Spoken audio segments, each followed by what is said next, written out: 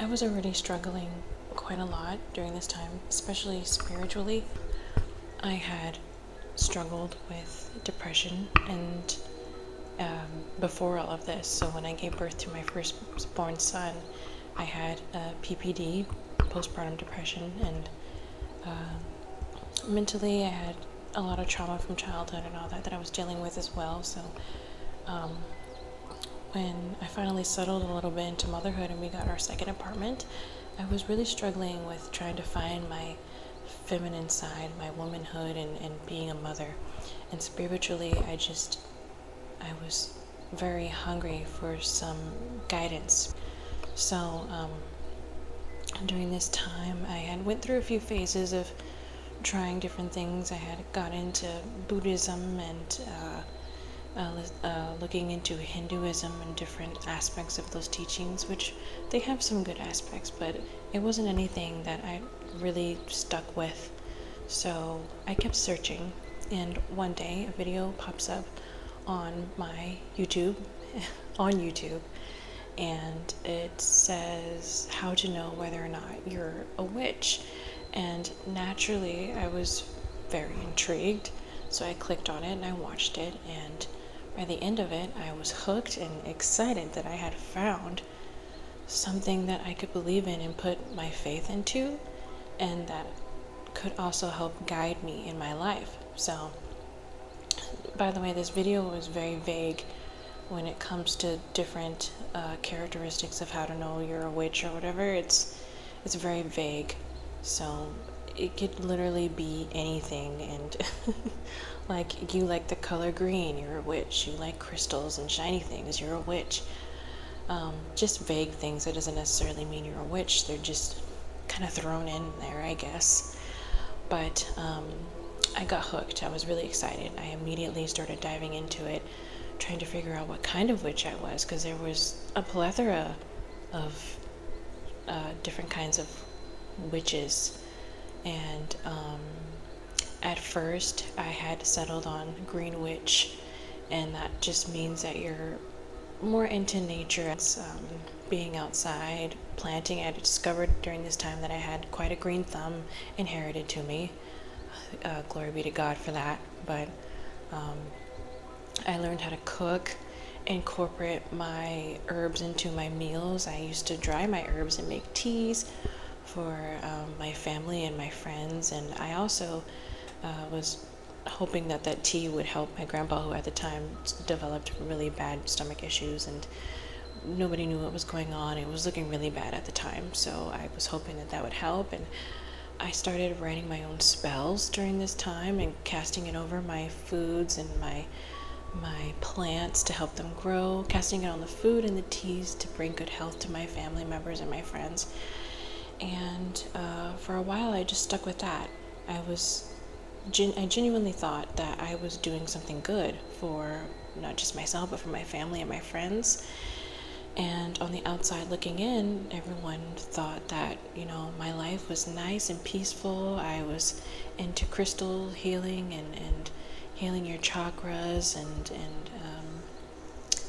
those things that make it seem like your life, if you have like an Instagram and you post a bunch of pictures of like the beautiful scenery and a nice clean life, everybody's going to think that, oh, she has a very nice peaceful life. And that's what I was doing.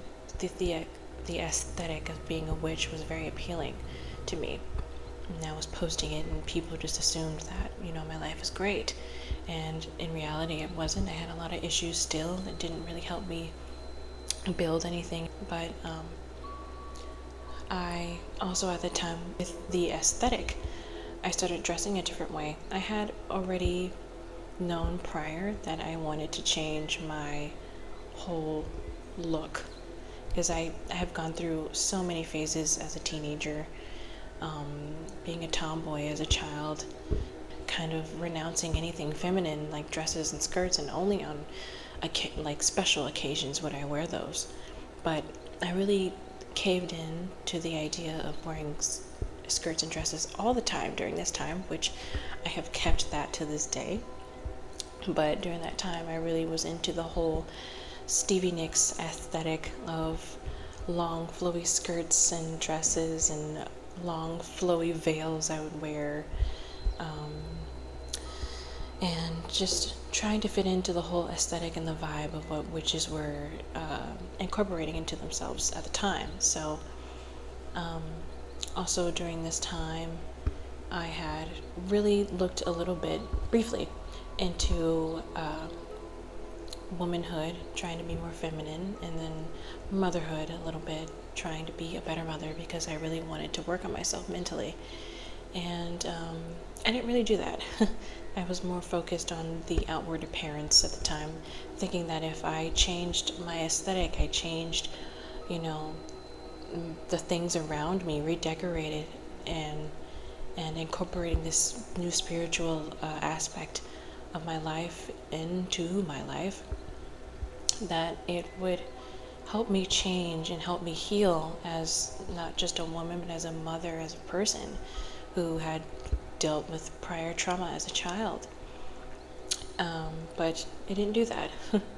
It's the false illusion of that it's genuinely helping, when really, in reality, it's not. It's fulfilling that ego side of you in a way.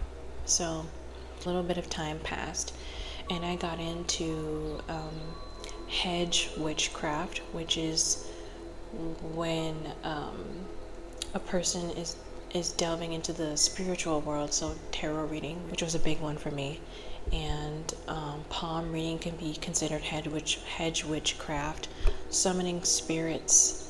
I used to have a crystal ball and try to see the future and silly things like that. I got really into that because I found that it was really easy for me to write spells. I could rhyme rather easily, and that was important to making a spell, especially if you're a Wiccan, but that's later. But I was making these really intriguing spells that I thought were very powerful. And then I found out about sigils. And sigils are these symbols that represent words and or spirits that you write down or paint down somewhere, and it's supposed to mean something, it's supposed to say something, and it's also kind of like you're summoning in a way. And I had made my first sigil, and in my sigil it was me declaring myself powerful, essentially. And I painted this and I hung it in my room, and I was really proud of it. But after that, things intensified for me in the witchy world. So I started getting heavier into tarot reading. I got a lot better at it, and I started reading people in my family, my friend and her family, and I tried to do it myself, but it was a little difficult to read for myself for some reason. I would have to have another witch read for me. But I really got heavy into that. I started collecting crystals and using them for different things. Rose quartz I used for casting love spells. I would make potions with those crystals. I would use crystals during tarot reading to enhance the reading. Everything witchy that you could think of. I got into wand making eventually as well. And yeah, I got really deep into the practice, making my own rituals with my own spells. I would have candles around me in a circle like you see in the movies, but the salt around to keep any evil entity out of what I was doing, because I generally thought that I was summoning good spirits, and that, I needed to be cautious because dark spirits would be attached to those good spirits and blah blah blah. But yeah, I got really deep into the practice. Eventually I stopped for a little bit because I realized I really need to focus more on my mental state of being. So I started digging into philosophy a lot more, and into the likes of Aristotle, Plato, Nietzsche, things like that. And I got really hooked on Stoicism because I had a very doom and gloom mindset. I was very pessimistic, and my depression really added to that. So I had something to counteract that, and that was stoicism. And I had never heard of anything like that. And I thought, like, oh, I just need to force myself out of this mindset and do these habits that they tell you should do to get into this mindset a lot more easier and to build that onto yourself. And I started doing that a lot, studying it a lot and trying to practice it. It was really hard, but there was a lot of good fruit in those, in that time that I was researching philosophy and incorporating the philosophical aspects into my life. So also during this time, I had smoked previously, but on occasion. But I really started looking into how THC helps with depression, and I thought, well, there's the cure right there. So I started smoking a lot. I had moved out of the apartment because my relationship wasn't doing too great, and I had moved back in with family, and I started smoking every single day, every hour of every day, and it became a really bad habit for me. And it was hard for me to admit that it was an addiction, because when people associate weed with addiction, they just don't. They don't have that association. They think that, oh, it's good for you, it'll help you get through certain things, which at the time it did for a brief time, but I started doing it every single day, every hour. That's an addiction. Like, that's not how you're supposed to use those medicinal things. I'm still a little wishy-washy about it now. I don't really have a full opinion on it, but I definitely wouldn't want my son or daughter to smoke it every single day.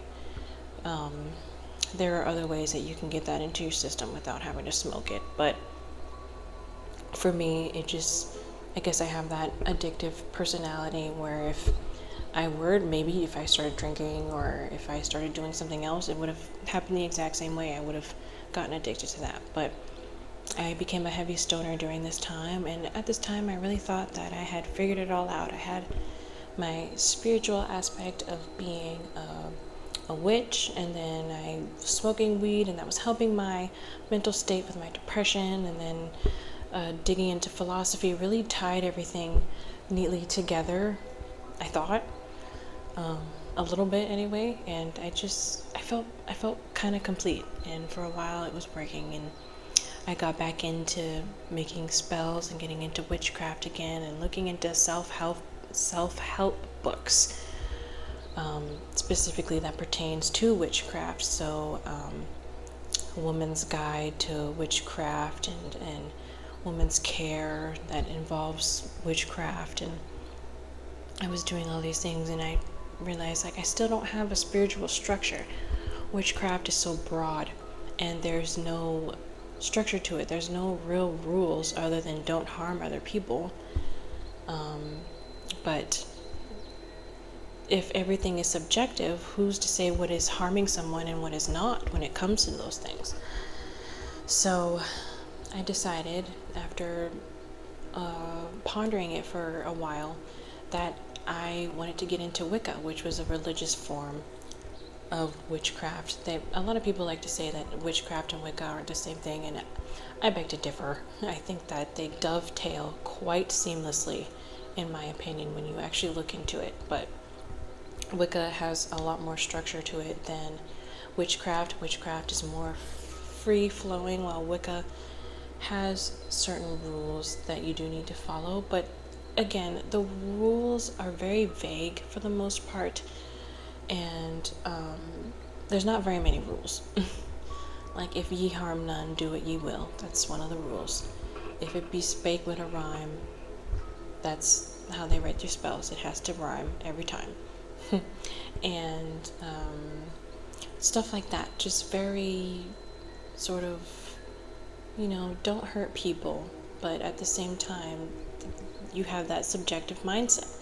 Who's to say what hurts somebody and what doesn't if everything is subjective, and you don't have that moral dictator to tell you or give that cap of, like, this is what it actually is, this is what is bad, this is what is good. You're just making it all up as you go along. Smoking every single day for me was good. when morally speaking, it's not a good thing. But you can't argue with somebody that doesn't have that moral understanding of at least the way that God puts things into perspective. Because if you're your own God, your own perspective is going to be whatever it is that particular day. But I got into Wicca, and I got pretty deep into it, and it was really hard figuring out what kind of Wiccan I wanted to be, because the same thing with witchcraft, there was so many different kinds. With witchcraft, there's water witch, there's a white witch, there's green witch, there's dark witch, there's hedge witch, kitchen witch. There's so many. Same thing with Wicca. There's Bohemian Wiccan, there's Irish Wiccan, which has Celtic Wiccan, there's German Wiccan, there is Green Wiccan, Mermaid Wiccan.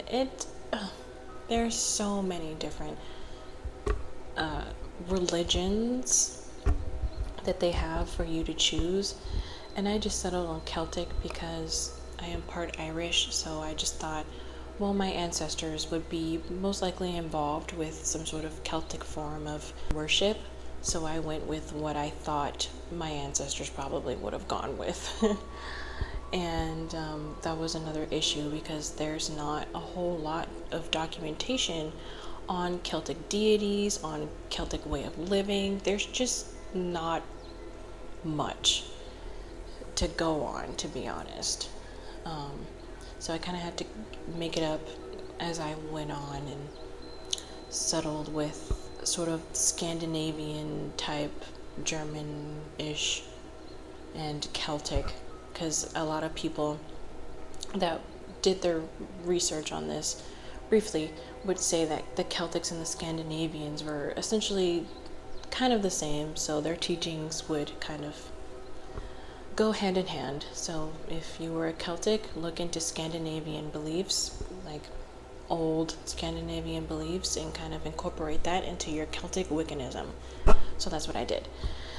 And I ended up finding deities that I wanted to wrap my religion around, because they do give you that option too, because you can worship the Greek gods, stuff like that. They have different gods. Egyptian gods, they have that option as well. So I really wanted to stick with the Celtic gods as best as I could, but I also incorporated the what are they called? The Scandinavian gods of Thor and Loki. I kind of incorporated that a little bit. But I settled on Cernunnos, which apparently is god of the forest and of music, which sounds like Satan to me. And the statue that I had of Cernunnos, in hindsight, it reminded me of what a lot of people say Satan represents. It's like he's half goat, half man, like the Baphomet figure. And that's what Cernunnos is akin to. And then the goddess Bridget, which is funny because I had learned about reading somewhere on a witchcraft site that Bridget was a pagan Celtic goddess that got converted to Catholicism by St. Patrick. And I believed that at the time, and I was like, I don't want the St. Bridget, I want the goddess Bridget. But being a Catholic now, I know that St. Bridget was an actual person, was not a goddess. They got the stories mixed up, I guess. But I just found that interesting. And I had made an altar for them and worshiped them, prayed to them, asked them for blessings, everything. I put everything at their feet.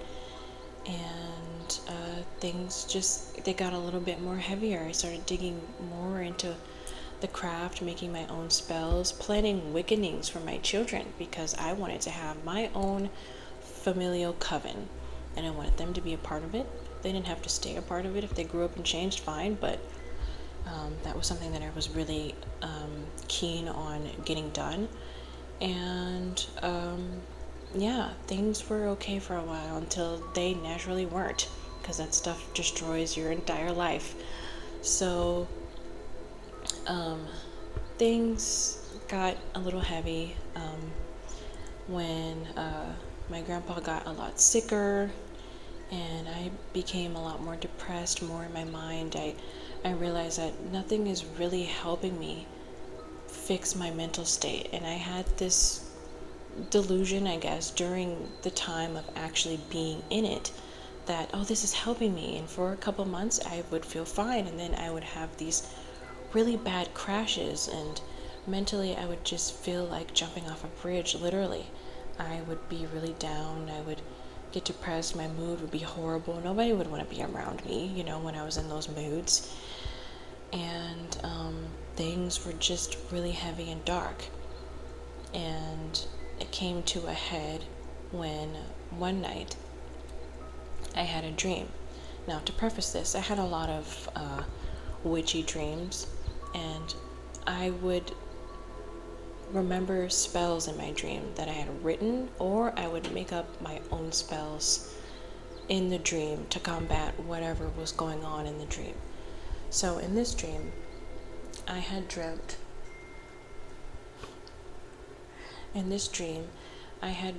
that a cabin was on fire in the middle of the woods. It was dark out, nobody was around, and there was just a lit cabin on fire. And I remember sort of walking around the cabin and thinking to myself, something evil caused this fire. I need to do something. And as a witch, and I thought that I was a good witch, I thought that all I had to do was come up with a spell to get rid of this entity that caused this fire so nothing like this happens again. So I come up with this spell, and I remember in the dream the spell was pretty intense spell. And I said the spell, and as soon as I said the spell, I wake up in my bed, and I'm looking to the right side of my bed, and there's this giant shadowy figure standing right in front of me. He's huge, almost reaches the ceiling. He might have reached the ceiling, just looming over me, looking down at me. And I look at this shadowy figure, and I say out loud, I see you. And when I blinked, it disappeared. It was gone, and I shot up in my bed. I was not asleep, I was not dreaming, this was real. And I have had a lot of sleep paralysis. I know the difference between sleep paralysis and when you're actually seeing something. And I immediately shot up in my bed, and I was in great fear. Even in the moment, it's funny because I don't remember feeling afraid when I saw it. It wasn't until I snapped out of it that I was like, what did I just do? And something in my mind told me, because usually when I would have those dreams of saying spells out loud and coming up with spells, I would remember it, wake up, write it down so that I had it in my book of shadows. Something told me in my mind, don't write down that spell, don't remember that spell. Get rid of that spell out of your mind. Don't ever use that spell ever again. And I didn't write it down. I didn't do anything with it. And I was afraid all night. I could not go back to sleep. So after that experience, naturally, it wasn't even a thought that went through my mind. I just stopped practicing witchcraft altogether. It was instinctual. I didn't even think about it like, oh, this is evil, I need to stop this. I just stopped doing it for a few months. And during that time, I had gone through a really bad breakup. I was depressed all over again. Almost got kicked out of the house because I was such a bitter person to be around, and nobody wanted me around. And I felt unwanted and unloved, and I felt horrible during those 2, 3, 4 months. And during that time, I had gotten back with the father of my children, and things began to look up. I had my second child by then, and I had realized a lot of different things about myself during that time. I wasn't practicing anything. for like half a year, and I just was focused more on his and my relationship, and it brought me peace. It filled that void of loneliness for me at the time. But about a month or two into that relationship, I started thinking to myself, sort of offhandedly, like, is Christianity really that bad? It was like somebody was whispering in my ear, like, is it that bad? Why don't you look into it? And I thought, okay, I guess I'll look into it. And one day I was getting ready to go pick up my son from school, and another YouTube video popped up of this young lady's testimony, and I was listening to it at home and on the way there, and I realized that her testimony is akin to how my life has been so far. I found it very intriguing and beautiful in a lot of different ways. And I thought to myself, when I finished listening to her testimony, I thought, am I about to be a Christian? It had intrigued me so much that I had considered converting right then and there. And I had pondered it for a minute while I'm sitting in my car waiting to go get my son, and I thought, I think I am. And right then and there, I told myself, I'm going to be a Christian. I'm going to give it to God, and I'm just going to take this leap of faith and see where that takes me. Nothing else has worked. Witchcraft literally took me down a dark spiral so far down to hell that I was starting to see demons in my room. Like, there's no further you could possibly go than that. And that clearly wasn't working. I stopped practicing that for a reason. Maybe it's this. So why not try it? I tried everything else. Why not try God? So I did. And I remember getting out of the car and walking towards the gate to pick up my child, and thinking and seeing everything was so vivid. Like the trees were greener than I'd ever seen them. The flowers were more yellow, more pink, more blue than I had ever seen in my life. The colors were so vivid. It was as if the guard on my eyes, the covering on my eyes, on my life in general, was just stripped away in that moment that I decided to give my whole being to God. And even thinking about it now, it brings so much joy, because I remember that moment like it just happened yesterday. Like the sky, how blue it was, the birds, their singing was so beautiful. And I had known that the world was beautiful, but it's different when you know something, but you haven't seen it firsthand yet. You don't have that firsthand account of knowing. You have that sort of secondhand account of, I know because other people know, and I trust these other people. But I actually saw it, and I thought, wow, what took me so long? And I feel like God was sort of asking me that question, like, finally, what took you so long? And welcome home, And after that, I quickly ordered some Bibles on Amazon, started reading a little bit. My first book was the King James, so I was a little confused. The King James is hard to read, so I ended up finding good translations, better translations, like the NIV and stuff like that. And during this time after I converted, my boyfriend and I and our kids, we all moved into our third apartment at this time, and I was on fire for God, and everything was so beautiful, and I was so excited about life. But I started having spiritual attacks, which I had learned about during my research of, figuring out where I wanted to go, because I hadn't found what denomination I wanted to be a part of and what I wanted to do exactly in regards to getting to know God and His Word a lot more. But I started having spiritual attacks, particularly in my dreams, where I would have demonic encounters. And the first prayer I ever learned was the Our Father. And maybe a few months into having these spiritual attacks, I realized that saying the Our Father in those moments in my dreams actually worked. And it kind of filled me up with pride. Like, ha, I have God now, you can't hurt me. But I quickly realized, and God quickly humbled me, it's nothing to be prideful of, because it's not me that's doing this. It's God. It's all God doing that for me, because He loves me and He loves all of us. But, there was a lot of things that I struggled with during that time. And God just, He guided me. I, at one point, did suffer a miscarriage during that time. And it was really hard for me because I was really excited. And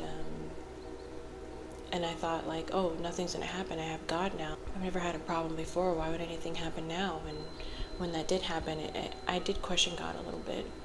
But the one thing that was different now versus when I was a witch, if something like that would have happened to me as a witch, I would have completely shut down. I would have blamed the world, even blamed God, even though I proclaimed I didn't care about Him or I didn't believe in Him, but I would blame Him for everything. And it was different now because I had told Him, like, I put my faith in You, and I struggled, I still do sometimes, with allowing Him to really take the reins and drive me where He wants me to go, because I have such a grip on myself, essentially, of like, I need to control everything so that I don't get hurt.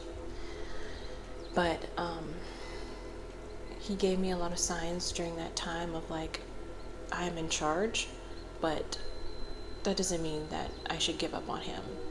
And I understood what He meant with the signs that He gave me, and I got back up. Like, maybe a couple of weeks later, I would have been down for months. It took me a couple of weeks to be like, okay, it's God's will, it is what it is, and it is God's will, and that's the most important thing. So I 100% trusted Him, put my faith in Him, and a couple of months later I got pregnant again. And with my third child. And it was a wonderful surprise, because we found out on Christmas Day that I was pregnant again. And the beginning of the pregnancy, it was rough. I have always struggled with morning sickness, so I'm sick. It's taking a toll on me mentally and physically, and then my relationship wasn't getting handled properly because I just wasn't all there. I was just down, and I stopped praying during this time because I was just so sick, and I was very much into myself of like, I need to just get over this and I'll be okay, instead of praying to God and giving that to God, allowing that suffering to purify me and lead me further to Him. I kind of caved in. It's not that I gave up on Him, it's just that I wasn't as attentive to Him that I should have been. But eventually, after about 3 or 4 months into the pregnancy, I started praying again. I started getting deeper into my faith, looking into different denominations and teachings. And I found a church during that time. It wasn't really a church. We met in the cafeteria of a middle school, I think it was. But I really liked the pastor. I had met him at a restaurant, and I had asked God previously, please give me a home to go where I can worship You. And I met him and went to his church, me and my fiance, and we went for a couple months, a few months maybe. And I really liked them. The community was nice. The pastor was speaking fruit into my life. I really, really liked it, until I told my pastor, like, I have this calling to get baptized. Like, it feels extraordinarily important to me. And mind you, I'm like 6 or 7 months pregnant, but I felt the need to get baptized, like, urgently in my soul. And when I told him this, I did not like the response that I got. He told me, well, baptism is just an outward sign of an inward change. Essentially saying it's for show, to show everybody that you're Christian now and you're giving your life to God and you're going on this path for the rest of your life, rather than it actually being a spiritual cleansing of your sins, of your soul, and becoming a child of God, which is what I felt. I just couldn't articulate it at the time because I didn't fully know that. But I knew for a fact in my heart that there's no way that this is just for show so that everybody can stand around and watch you and clap and be like, yay, you got dipped in water, how fun. This to me felt extraordinarily imperative. It was not the way that he described it, and I immediately was turned off from him. I wasn't rude, like I'm never coming back here. I was just like, oh, okay. We stopped going after that because that was the turning point for me of like, okay, theology here is not the theology that I want to be a part of. So I eventually, after a couple more months, gave birth to my son and got back into prayer life a little bit, and then my relationship ended badly, but I moved out with my family again, back in with my family, and I immediately started praying every single night, and I had set up a prayer desk here in my room of just like the cross and my Bible and a little statue of Jesus. Actually, this one right here, I don't know if you can see it. It's the first one I ever got. No, I'm sorry, that's the third one. I had two little statues of Mary and Jesus prior. This is the third one that was bigger that I got because I really wanted a bigger one. And I put it on my desk and would pray there every single night. And one night I had another encounter where I was praying my regular prayers, and I felt that there was something evil here, and it scared me because I felt a presence behind me as I was praying. But in the middle of that realization, I told myself, or I thought to myself, or something told me that I need to pray Hail Marys. I have never heard the prayer Hail Mary before in my life.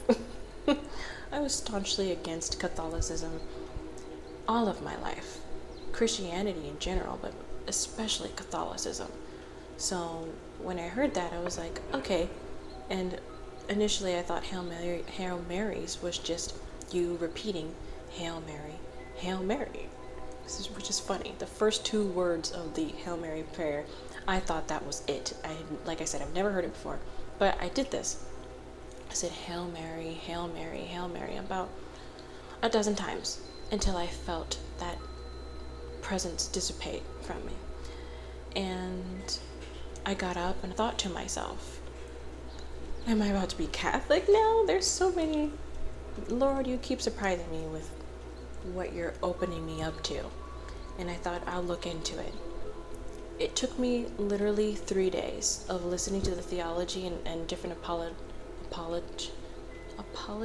Yes, different apologists like Trent Horn, specifically Trent Horn, but I was also listening to Father Ripper Gray. He's not an apologist, but he had very convincing teachings to me. And it took me 3 days, and I was like, I'm going to be Catholic. This makes so much sense. I had been searching all year, different, primarily Protestant teachers and theologians and pastors, and I liked the majority of what they're saying, but I felt like there was so much more, and the Catholic faith just revealed that I was right, that there is so much more. I haven't even scratched the surface, and it's been a year now, almost a year now. But I learned the Hail Mary about a couple of days later. I learned the Rosary about a couple of days later. Been praying it every single night ever since. My life has changed so drastically since then, and that's probably another story for another day. The Lord has guided me so abundantly and answered prayers in ways that I couldn't have even imagined He would answer them.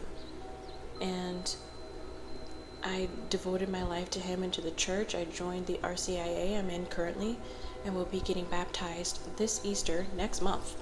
So I am so excited and so happy with my life. My life is not perfect. And there's a lot of the teachings in the church that I've had a really hard time accepting, but I have just put my faith in God and let Him do what He needs to do. And that has lifted so much off of my chest, out of my heart, and especially out of my mind. I haven't dealt with bouts of depression that severely since I converted. I have here and there, I have struggled. It's not like I just all of a sudden one day I'm perfect, and no, I have struggled. But in that struggle, in giving that struggle to Him, it has strengthened me in ways that I never could have imagined it would. And I'm so thankful for Him for that. I owe Him my life. I owe Him everything. And I'm willing to give that up for Him. And just as He's done for us on the cross. And that's another thing too. The whole year, I was kind of nervous about saying Jesus, or listening to songs that say Jesus. I had a really rough time with accepting Jesus for some reason. But being a Catholic, I will proudly yell from the rooftops that I love Jesus. My kids say it now, and they don't fully understand what that means, but that's okay, because they have that pure love for Jesus that I am trying every single day to have. And I finally also have a mother through Mary. She was the one that led me truly into the faith through the rosary. The rosary every single night for me has been, first of all, a habit that is so detrimental for me, because I needed that habit, that guidance, that discipline in my life to sit down on my knees every single night and pray for 15 minutes, the same things over and over again. And then meditating upon the different mysteries. I feel so fulfilled in ways that I can't even put into words, because there is no explaining it. There really isn't. And that's the whole point of faith, is that you shouldn't have to be able to explain it to believe in it. You should just feel it. And that's, I think, the most beautiful aspect of it, is that it doesn't need words. It just, you have that feeling, and you have that fruit in your life that people can see and that you can see, that shows that God is real. He is all good, all loving, and all deserving of your time and of your heart. So my suggestion to people who are thinking about getting into Wicca or witchcraft is don't do it. You're just wasting your time. You might feel really good for a while, but watch the bad fruit in your life begin to fruit. Watch that fruit begin to rot in your life, and you will see that this isn't a seed that you want to keep planting, because you're just gonna get bad fruit, if any fruit at all. I would say give God a try, because we do everything. You will try drugs, you will drink, you will do crazy things, but give your time and your energy and your life to God. So my suggestion is, don't do the witchcraft. Try God first. And then if you're not convinced, you have free will for a reason, but every action has a consequence, especially spiritual ones. And I want your soul to be saved. I don't want anybody to go down the path that I went through, because it was dark. It was dark, but I'm glad that I went through it, because without having gone through that darkness, I wouldn't be able to truly appreciate the light that I have in my life now, which is just in abundance, that sometimes I have to close my eyes, like, okay, this is a lot of light.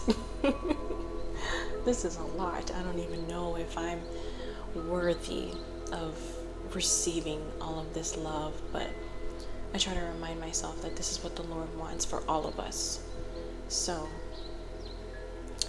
I pray for all of you, and thank you guys for listening to this video. I hope that it has helped somebody choose the right path, and